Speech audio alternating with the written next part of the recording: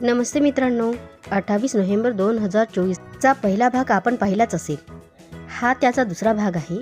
या कार्यक्रमाची संक्षिप्त माहिती या पोस्टरमध्ये आहे. तुम्ही व्हिडिओ पॉज करून तो पाहू शकता. तर पाहूया दुसरा भाग. सत्यशोधिकीय विचारवंत उमरेड इथे राहतात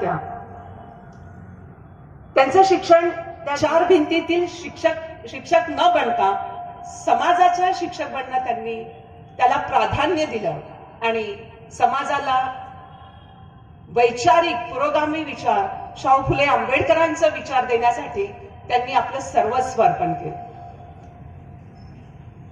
या महामानवांवर एक आरोप केला जातो, तसाच आरोप म्हणजे महात्मा फुले असेल, डॉक्टर बाबासाहेब आंबेडकर असेल, की यांनी काय कमावून ठेवलं, यांनी काय संपत्ती जमा केली, असाच आरोप आपल्या वक्त्यांवर सुद्धा केला जातोय की त्यांनी काय कमाई केली.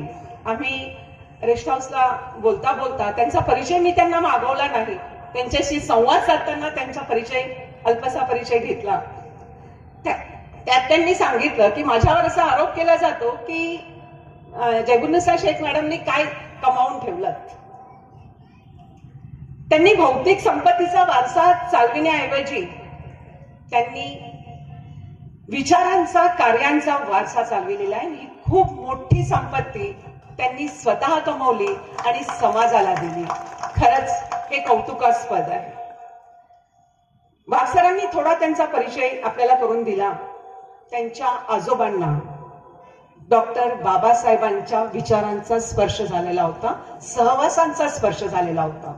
म्हणजे जयगुन्निसा मॅडम काय आहे, त्यांच्या घराण्याचा वारसा काय आहे हे आपल्याला नक्कीच लक्षात आलं असेल. त्यांचे काका यांना जे एक विचारांचं वादळ, पुरोगामी विचारांचं वादळ समाजामध्ये ओबीसींपर्यंत पोहोचवण्याचं काम केलं, ते माननीय काशीरामचे सहकारी होते, त्यांचे काका. त्यांचं अर्ध कुटुंब हे फ्रीडम फायटर होतं, तसंच अर्ध कुटुंब हे फॉरेस्ट डिपार्टमेंट मध्ये होतं. मॅडम जेव्हा इथे उभ्या राहतील तेव्हा त्यांच्या बोलण्यातून आणि त्यांच्या देहबोलीतून हे विचार, निर्भीड विचार तुम्हाला दिसतीलच. त्यांचे वडील हे पोलीस डिपार्टमेंट मध्ये होते आणि त्या सांगताना म्हणाल्या की जेव्हा 14 ऑक्टोबर 1956 नागपूरच्या दीक्षाभूमीवर धर्मांतर दीक्षा समारंभ सुरू होता, त्यावेळेला त्यांचे वडील तिथे बंदोबस्त करीत होते.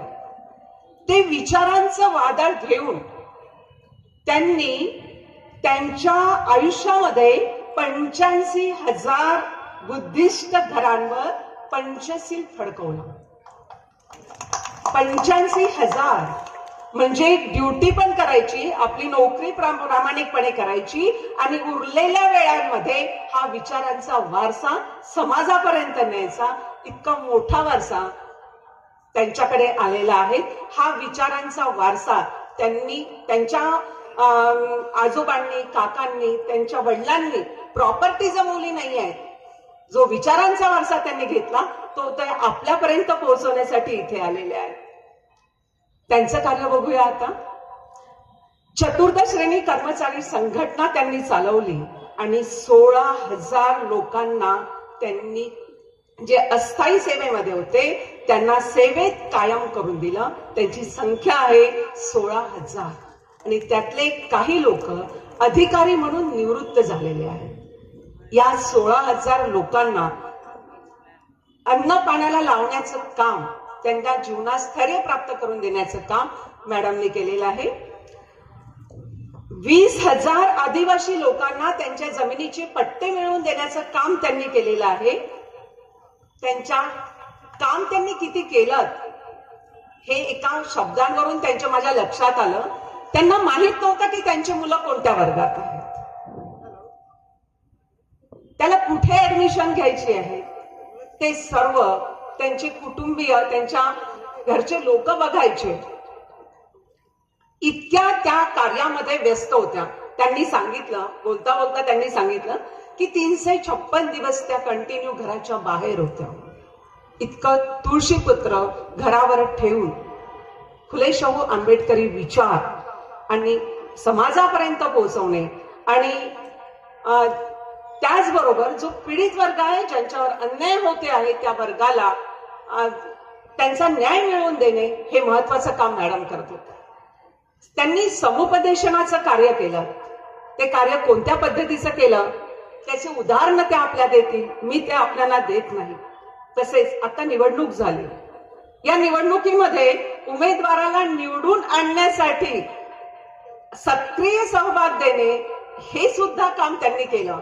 याच्यानंतर जर कोणी उभं राहत असेल ना 5 वर्षांनी, तर नक्कीच आपण जेबुन्निसा मॅडमला प्रचार करण्यासाठी इथे बोलवूया. त्यांचा परिचय मी अल्पसा परिचय आपणाला दिलेला आहे. त्यांचा परिचय त्या इथे आपल्या शब्दातून व्यक्त करतील अशी मी त्यांना विनंती करते. आणि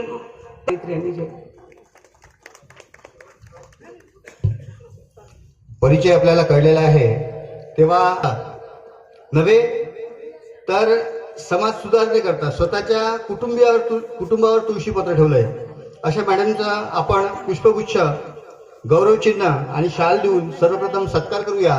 सत्यशोधक स्टडी सर्कलच्या वतीने हा जयपुनिशा शेख मॅडम यांचा यथोचित गौरव करावा. श्रोता वर्गाला मी पुन्हा एकदा त्रास देतो, कृपया आपण उभं होऊन यांना स्टँडिंग एव्हिएशन देऊया. उभं राहून टाळ्या वाजूया यांच्यासाठी. महान कार्य आहे त्यांचं.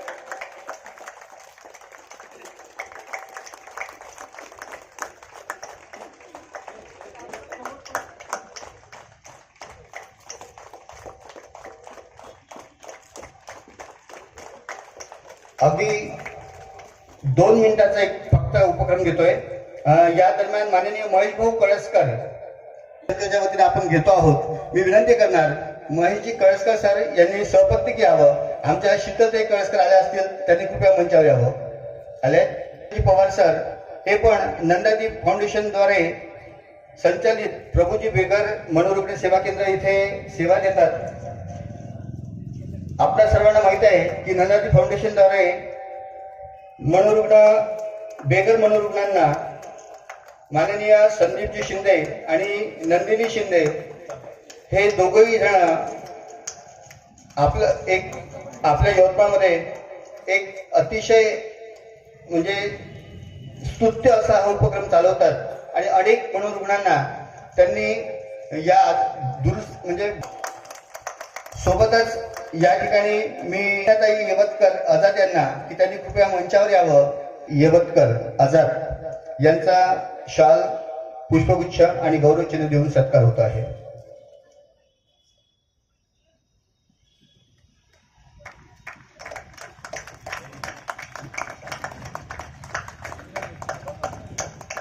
रयतेचे राजे छत्रपती शिवाजी महाराज ज्यांनी या देशामध्ये या त्रस्त समाजाला, मूक बधीर समाजाला बोलकं केलं असे सामाजिक क्रांतीचे अग्रजनक महात्मा ज्योतिबा फुले. महिला ज्या गिनतीत नव्हत्या अशा महिलांना सुद्धा बोलकं केलं क्रांती ज्योती सावित्रीबाई फुले. त्यांच्या सहकारी फातिमा शेख ज्यांनी या देशामध्ये राजा असून सुद्धा या देशातील या बहुसंख्य समाजाची चिंता केली आणि आरक्षण, असे आरक्षणाचे जनक छत्रपती शाहूजी महाराज. आणि या देशामध्ये या स्त्री आणि पुरुषांना समान अधिकार दिले असे विश्वरत्न डॉक्टर बाबासाहेब आंबेडकर.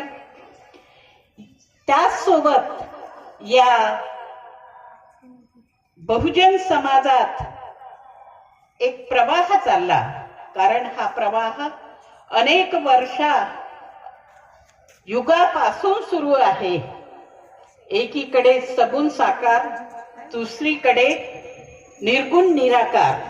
आणि हा निर्गुण निराकार या बहुजनांच्या संतांनी जी सुरुवात केली, जगद्गुरु तुकोबा रायापासून संत गाडगे बाबापासून तर जगनाडे महाराजांपासून तर संत राष्ट्रसंत तुकडोजी महाराजापर्यंत या समस्त आदरांना प्रथम अभिवादन करते. आजच्या या स्मृती ज्यांनी आयोजन केलं, या कार्यक्रमाचे सर्व आयोजक, उद्घाटक लोखंडे साहेब, अध्यक्ष गोरे साहेब, आदरणीय मंच, माझ्या भगिनी मायाताई, हजारेताई, मंचाकावर बसलेल्या कावळकरताई, समोर बसलेले माझे समस्त बंधू आणि भगिनींनो, बांधवांनो, माझा परिचय दिला, परंतु प्रश्न असा येतो की मुस्लिम समाज एक विसंगती वाटते आणि इकडच्या लोकांसाठी तर जास्तच आहे. कारण वराड ज्याला म्हणतात, त्या वराडमध्ये थोडस इस्लामिक लोक आपल्या इस्लामच्या जास्त चाकोरीत असतात आणि त्याच्यामुळे माझ्याविषयी आपल्यामध्ये थोडासा गैरसमज, आपल्यामध्येच नाही तर हे सगळं काम करत असताना लोकांमध्ये गैरसमज आहे. आणि हा बहुजन समाज आपला ओबीसी बैताड, वाईट मानून घेऊ नका. माझा जन्म झाला होता, लोक म्हणायचे, तर माझी आई म्हणायची तिचा जन्मच असा झाला, हजारो शैतान चले गए और ये पैदा हो गए. म्हणजे मी भावना दुखवण्यासाठीच आहे आणि मला त्याचं काही वाटत नाही, कारण ते सत्य आहे. जर ते मी वाटून घेतलं, लोक काय म्हणतील, आणि तिथंच झालेलं आहे. आमची फसगत कुठे आहे? महात्मा ज्योतिबा फुले बोलले, तुकाराम महाराज बोलले की जर ऐकत नसाल तर सोटे घेण्याची गरज पडली तेही घ्या, आणि ती वेळ आलेली आहे. कारण आम्ही ऐकतच नाही. हम दो हमारे दो, हमारा घर, हमारी बंगला, हमारी माड़ी, हमारी साड़ी और बस, उसके बाद कुछ नाही. आणि आता समोर सांगते आहे मी कसं कसं आहे. मग मी सुरुवात केली. सुरुवात झाली 1990च्या दशकामध्ये. मंडल आयोगापासून सुरुवात झाली. गावातले ओबीसी नेते, नगराध्यक्ष स्वर्गीय देवरावजी इटनकर भाऊ आणि पत्रकार जुनघरे, अंधश्रद्धा निर्मूलन मध्ये काम करणारे झुरमुरे भाऊ, हे सगळी फळी आपली तयार झाली. पण मंडल आयोगाची चळवळ ज्यांच्यासाठी होती ते मात्र गायब असायचे आणि आपले जे आहेत विचारे, आंबेडकरांचं नाव चालवणारे ते लोक आम्हा लोकांना घेऊन फिरायचे. आणि मग मी त्यांना सांगितलं का भाऊ, अभी आप घर में चले जाओ, मुझे छोड़ दो, इनका क्या करना है. मग वाचन केलं, जाती तोडो समाज जोडो. संत गाडगे बाबा जयंती निमित्त एक फोटो घेतला गाडगे बाबाचा, जागृती जथ्था घेतला आणि 356 गावं, उमरेड, भिवापूर, कुहीचे 1 वर्ष जाती तोडो समाज जोडून आपल्या एरियात. त्याच्यामधून बऱ्यापैकी फायदा झाला. आता फायदा का बरं झाला? कारण त्या उमरेड, भिवापूर, कुही मध्ये माझे बाबा पोलीस खात्यात, माझे काका राऊंड ऑफिसर, माझे आजोबा राऊंड ऑफिसर, माझ्या कुटुंबातले अर्धे अधिक लोक फॉरेस्ट मध्ये. अनेक लोकांच्या घरावर छत्र आमच्यामुळे, कारण त्यांच्याजवळ फुले शाहू आंबेडकर होते, म्हणून त्यांनी सरकारची ड्युटी बरोबर केली, पण समाजाची ड्युटी बरोबर केली. त्यांच्या घराची त्यांना मदत करायची आणि त्यांना फुले शाहू आंबेडकर सांगायचे. आणि आज माझाही तसा आहे. समुपदेशन करण्या पहिले कोणी किती अडचणीत असं फिरलं का रे बाबा, झाले का तुझे सगळे काँग्रेस भाजप सेना बिना फिरून, आता इकडे सगळे झाले, ओके, इसके बाद कहीं जाएगा नहीं, लेकिन ये है तो मैं. हे जर चालत नसेल, गेट आउट. कारण पैसे घेऊन माझं काम नाही. आज उमरेड मध्ये ही परिस्थिती आहे. प्रेत पेटवायला नेलं, ज्यांच्याकडे कोणी म्हणजे आर्थिक व्यवस्था बरोबर नसते. माझ्या मुलांना फोन येते, अजर भाई जलाऊ भेजना था. मग तो सांगते, अरे यार पिंट्या काय म्हणते, किती मन माणूस कसा आहे म्हणते, 16 पाठवा लागते का 20 मन पाठवा लागते, पाठवून द्या. असे कितीतरी लोकांना आमच्याकडून पाठवलेलं आहे. आणि त्याच्यामुळे ऐकून घ्यावं लागते ना त्यांना, की हे आपण का बरं करतो. दुसऱ्याला बोलायला जागा राहत नाही. भाई अगर तेरे धर्म का है, तेरे समाज का है, तेरी जिम्मा था, फिर तेरे को क्यों शर्म नहीं आई भाई. सिर्फ उसको महाप्रसाद खिलाने तक के पूछता है भैया, बाकी का कब पूछेगा. उसका सुख दुख भी तो जान ले. वो सुख दुख शेख मैडम जानती, इसलिए सभी की गर्दी शेख मैडम की. 16,000 लोक परमनंट झाले. सिराज पटेल नागपूरचे वन विभागामध्ये वडिलांचे मित्र होते, जास्त शिकलेले नाही. आपण म्हणतो त्याच्या आपल्याला हे करायसाठी खूप गरज असते, मला नाही वाटत. मी तर माझं शिक्षण विसरून गेली, मी सांगतही नाही. आणि आज मला वाटलं साहेबांनी विषय दिला म्हणून मला लिहून आणावं लागलं. मला लिहिण्याची आणि वाचण्याची तर अजिबात कधी गरज नाही पडली. 7वा वर्ग शिकलेले त्यांनी ठरवलं की आपण संघटन तयार करायचं या 4थ श्रेणीसाठी. मग त्याच्यासाठी आपल्याला एक लेडीज पाहिजे आहे. नॉन पॉलिटिकल संघटना ती बनली आणि त्याच्यामध्ये 16,000 लोक परमनंट झाले. आणि परमनंट होऊन त्यांचे प्रमोशन सुद्धा झालेले. क्लास 1 अधिकारी होऊन लोक रिटायर झाले. हा सगळा अभ्यासाचा आणि लोकांमध्ये काम करण्याचा.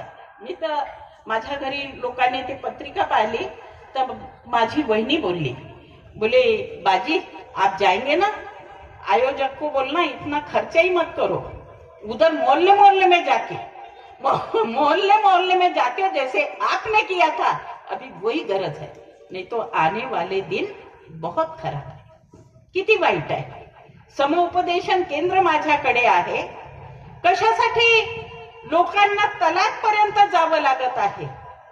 आमच्या इथे कोर्टामध्ये ऍडव्होकेट चर्चा करतात. अहो अर्धा कोर्ट तर शेखबाईच्या घरीच असते हो. अर्धा कोर्ट तर आपला बिना पैशाचा दवाखाना, 1 पैसा नाही लागत. सगळं होते आपल्या इथे. जे कोणी आले असन कायद्यात ज्या गोष्टी बसतात त्या सर्व आपण करतो. आणि ज्या कायद्याला हात नाही घातला आजपर्यंत, कारण कायदा आमच्या बापाने लिहिला. तो बदनाम होऊ नये, तो कलंकित होऊ नये, त्याचा वापर चुकीचा केलेला नाही. म्हणून ही मुस्लिम महिला 70 वर्षाची असून सुद्धा मी आज टिकून आहे. आणि मला वाटते आहे विचलित होते माणूस. रिझल्ट पाहला आपला आणि आपला समाज आजही बम खुश आहे. याच्या पूर्वी जे होतं ते काहीतरी ऐकण्याच्या तयारीत होते, ऐकण्याच्या मूड मध्ये होते. आता तर अजिबात नाही. त्याचं कारण काय आहे? तो मीडिया आहे. हातातच मोबाईल असतो. त्यामुळे आज आपण सांगितलं की दुसऱ्या दिवशी त्याच्यावर पाणी फिरवण्यासाठी बिलकुल येतेच. आणि बाया इतकं छान छान नाचतात. सुना समजा आमच्या नाही होना म्हणजे होना, देवधर्मही होते नव्हते अशातला भाग नाही. आता आम्ही सगळं मराठी लोकातच राहिलो. मोहोपा म्हणून गाव आहे सावनेर तालुक्यामध्ये. सॉरी, माळ्यांच्या सोबत कौटकर सर, श्रीखंडे सर हे जे मी तयार आहेत त्यांनी मला शिकवलं पण. आणि या चळवळीमध्ये ते माझ्या सोबतच होते. त्यांनी शिकवलं, आपण शिकलं, लोकांना सांगितलं, पण लोक ऐकण्याच्या तयारीत नाही. धार्मिक होते, धार्मिक करत होते, करत आहे लपून छपून, ज्याचा काही उपयोग होत नाही. प्रत्येक धर्माने आपल्या आपल्या धर्मामध्ये कट्टरवाद आणला, परिवर्तन करण्याचे. आणि हे सगळं कुठे बिघडते? आम्ही त्यांचं पाहून करायला शिकतो, म्हणून हे सारा बिघाड होते. आम्हाला शिकण्याची गरज नाही. आपल्या देशामध्ये हजारो वर्षापासून आपण गुलाम राहावं म्हणून या मुठभर लोकांचं हाच कार्यक्रम आहे. अनेकदा आपण मुस्लिम लोकांना बोललो, अरे उन्होंने निकाले तो अपनी क्या निकालने की गरज है.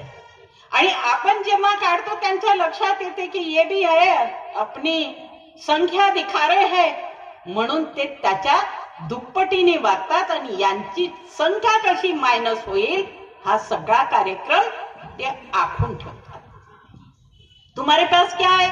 उनके पास पैसा है, उनके पास सत्ता है, उनके पास मीडिया है, उनके पास सब कुछ है, तुम्हारे को देने के लिए नहीं. आम्हाला खूप खुशी वाटते, आम्हाला हे भेटणार, आम्हाला ते भेटणार. याच्यापूर्वी आश्वासनं दिले, आता द्यायला पण लागले.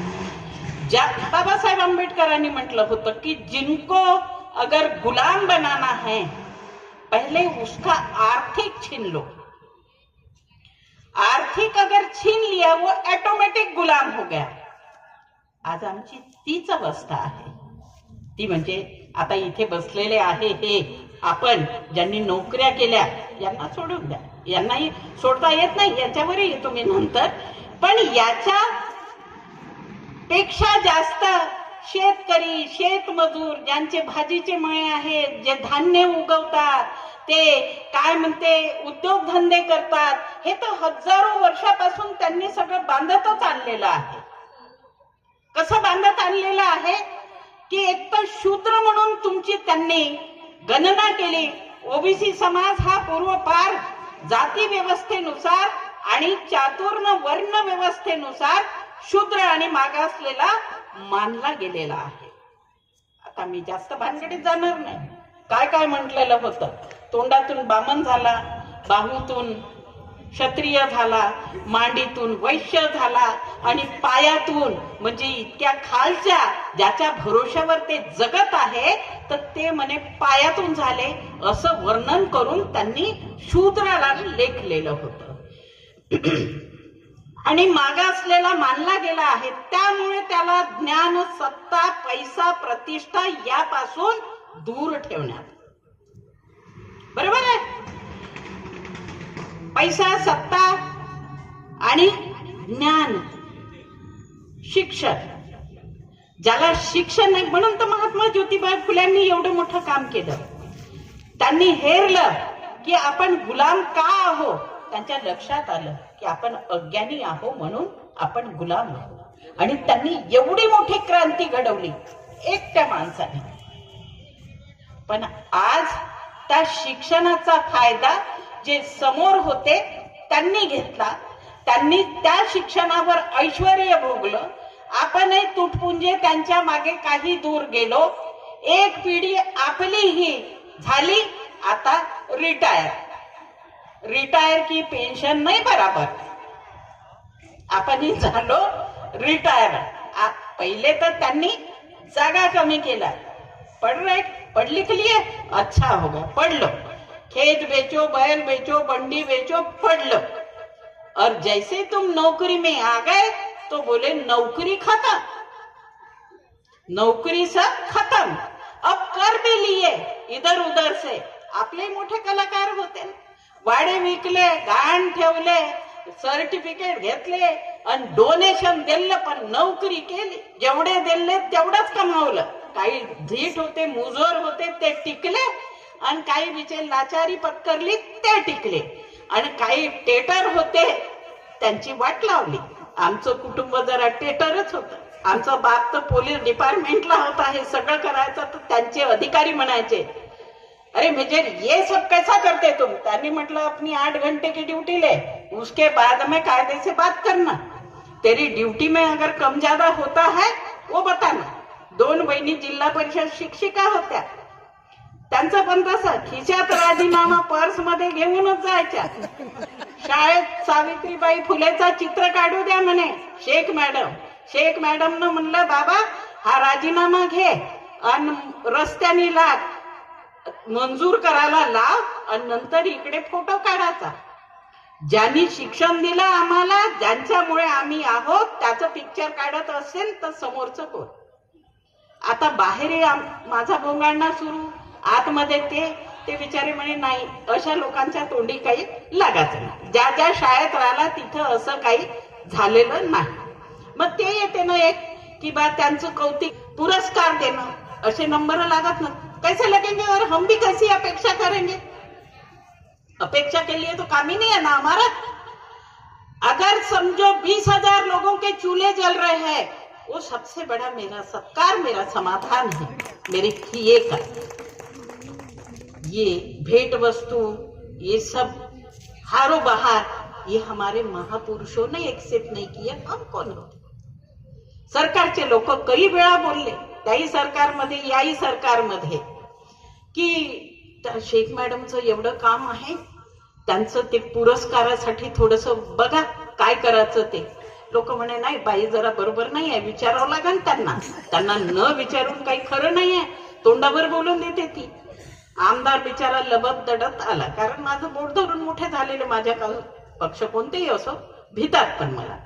तर त्यांनी सांगितलं की दीदी आमच्या लोकांचं असं, हेही ओळखतात मला, जेव्हा हे सत्तेत नव्हते तर झोपडपट्ट्यांचे आंदोलन, आता मुख्यमंत्री बनायला चालला तो आणि नितीन गडकरी, हे सगळे आम्ही मिळून आंदोलन करत होतो.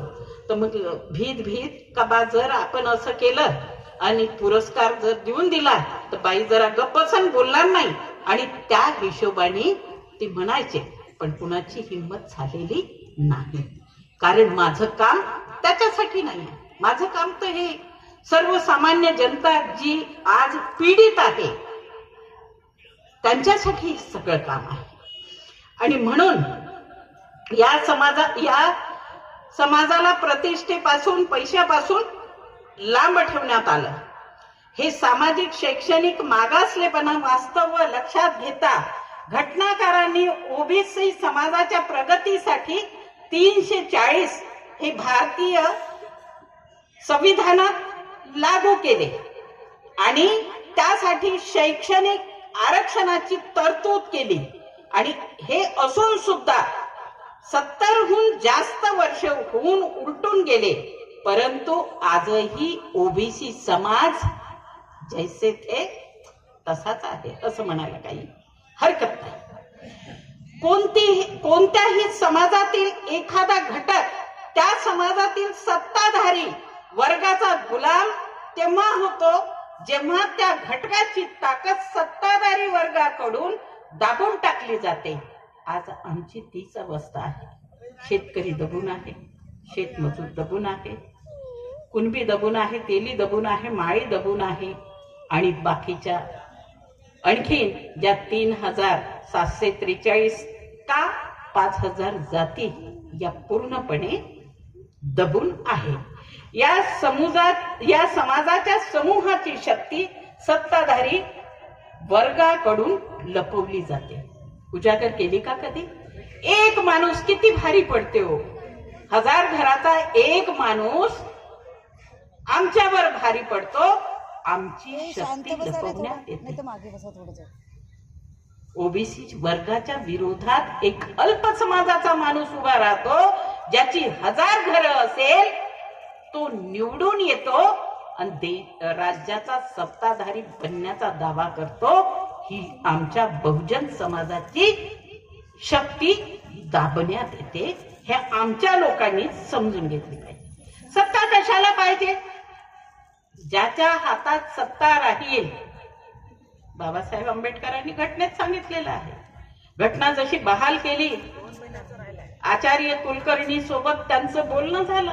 आचार्य कुलकर्णीने सांगितलं की बाबासाहेब आज बहुत खुश है आप, घटना तो आपने दे दी, क्या आपको लगता है कि आपका समाज, त्यांना माहित होतं ना आम्ही तर काड्या करण्यामध्ये वस्ताद आहोत त्यांचा समाज. आणि म्हणून तो बंदा बोलत गेला. बाबासाहेब मिश्किलपणे हसले, म्हणे हो कुलकर्णी, माझा समाज भोगू शकणार नाही, परंतु मी त्यांच्यासाठी, कारण एक शब्द बोलता बोलता कुलकर्णी बोलला की हमारा समाज पढ़ा लिखा है, तो त्यांना वापरू देणार नाही. त्यासाठी बाबासाहेब बोलले की कुलकर्णी, मी अशी व्यवस्था करून ठेवलेली आहे की माझा असाही तुझ्या समाजात. एवढं सगळं करून सुद्धा एक्झाम्पल आहे, मासा कन्नमवार आहे, राबडी देवी आहे, वसंतदादा पाटील आहे, असे कितीतरी लोक मुख्यमंत्री झाले आणि त्यांच्या हाताखाली हे शिकले सवरले. आता तर त्यांनीच बनवला, तो शिकला आहे की नाही आहे, पण साऱ्या देशात विदेशात उड्या मारून राहिला. याचा फायदा त्यांनी घेतला. ये डाल पर से वो डाल पर, वो डाल पर से वो डाल पर, असा उड्या मारणं सुरू आहे. फायदा त्यांनी घेतला आणि भोगून आपण राहिलो. तरी पण आपली झोप काही उघडत नाही.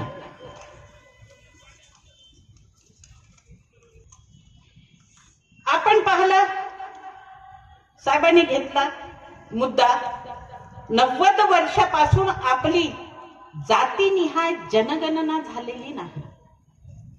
आजच्या पेपरला होतं, लोकमत चालता चालता मी चाळलं, पेपरला होतं गायीची जनगणना, जनावरांची जनगणना, डुकराची जनगणना, पण आपली जनगणना झालेली नाही. मुद्द्यावर येते.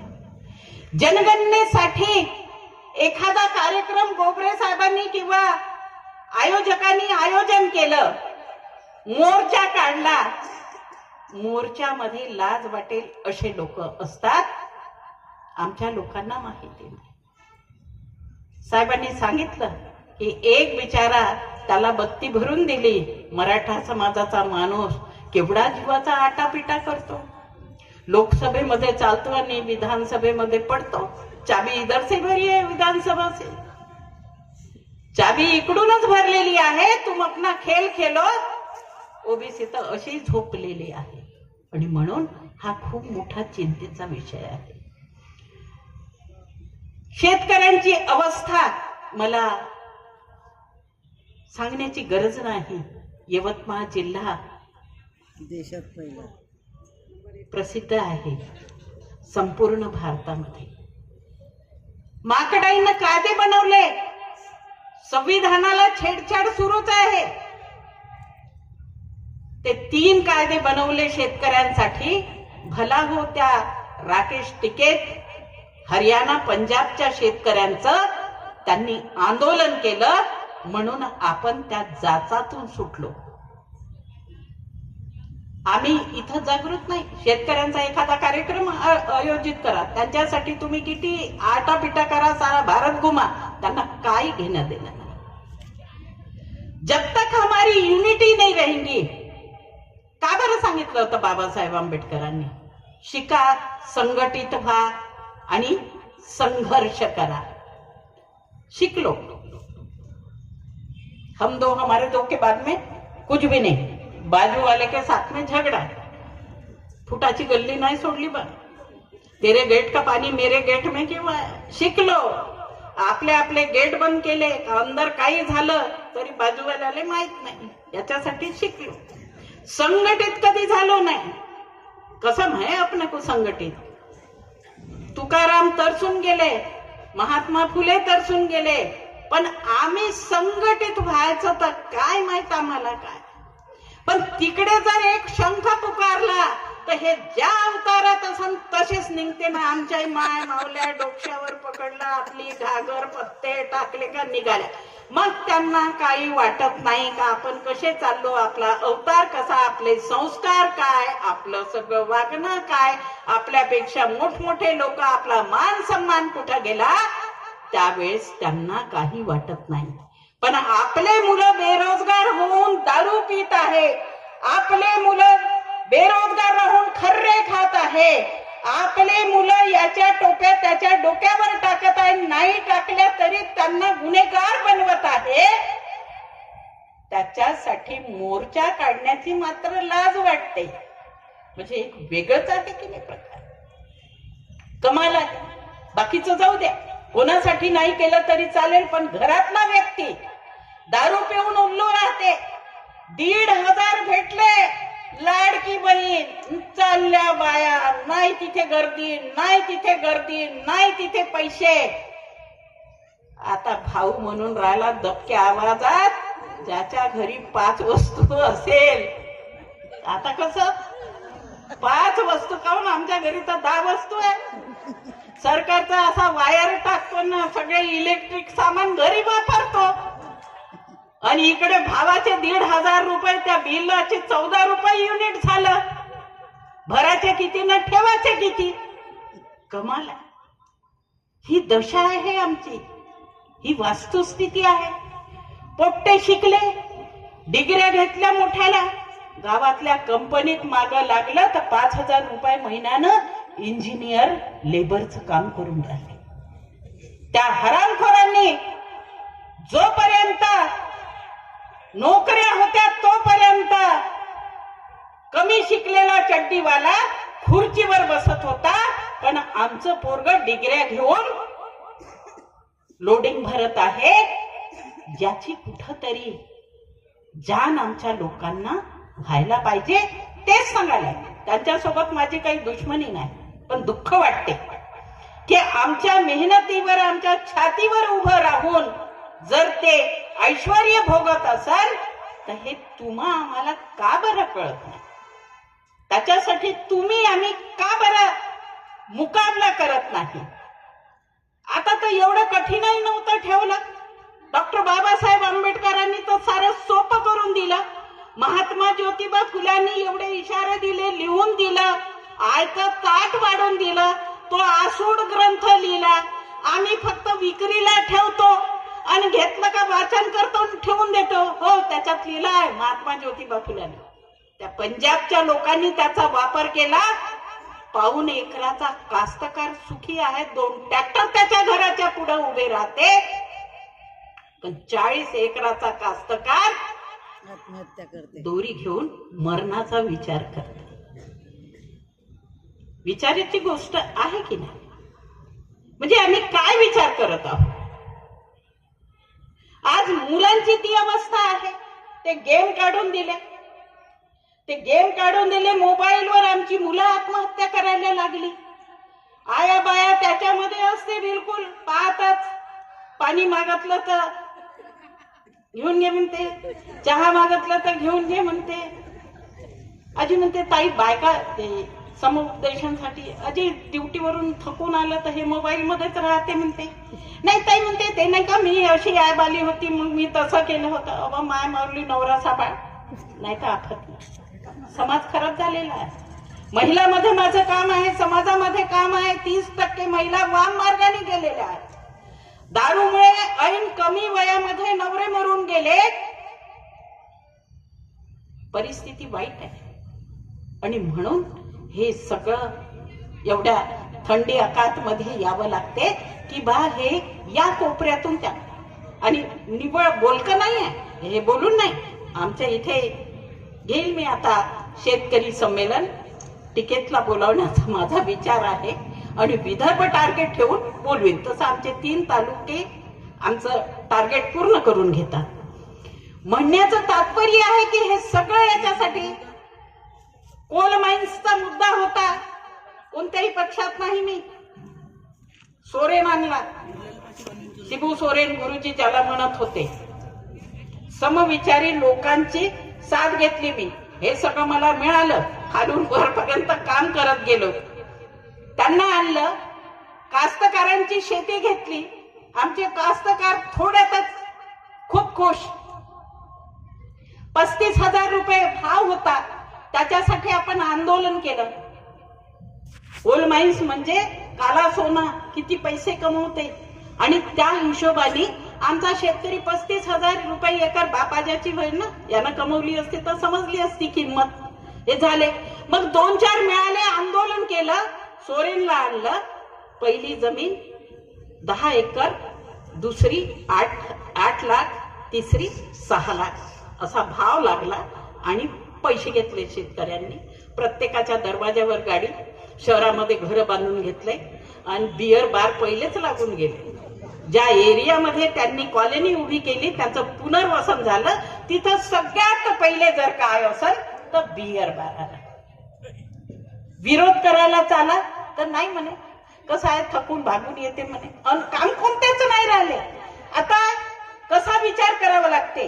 हा साधा विचार नाही आहे, फार मोठा विचार आहे. एका गावामध्ये 400 लोक, 400 पैकी फक्त शेतकरी त्या गावामध्ये 60-70. त्या 60-70 लोकांना पैसा मिळाला. 60-70 तर लोकांच्या कुटुंबाला एक एक नोकरी मिळाली, ते गार्डची, अशी मोठी नाही, असं ते सिक्युरिटी गार्डची त्या कोल माइन्स मध्ये. परंतु त्या जमिनीवर जे मोलमजुरी करणारा वर्ग होता तो 350 लोक बेरोजगार झाले. घटनेमध्ये नमूद आहे की त्यांची पण व्यवस्था करा, आणि म्हणून त्याच्यासाठी मला तो सोरे नाणावा लागला. सोरेने सांगितलं, दबाव बनवला, पण त्यालाही आतमध्ये टाकून दिलं. म्हणण्याचं तात्पर्य कसं आहे, जो कोण चांगलं करेल त्याला ते असंही त्याग करतात. आता वेळ भयंकर म्हणजे वाईट आलेली आहे. तर हा होता स्मृती पर्वाचा पहिला दिवस. भेटूया पुढच्या भागात. तोपर्यंत बाय बाय.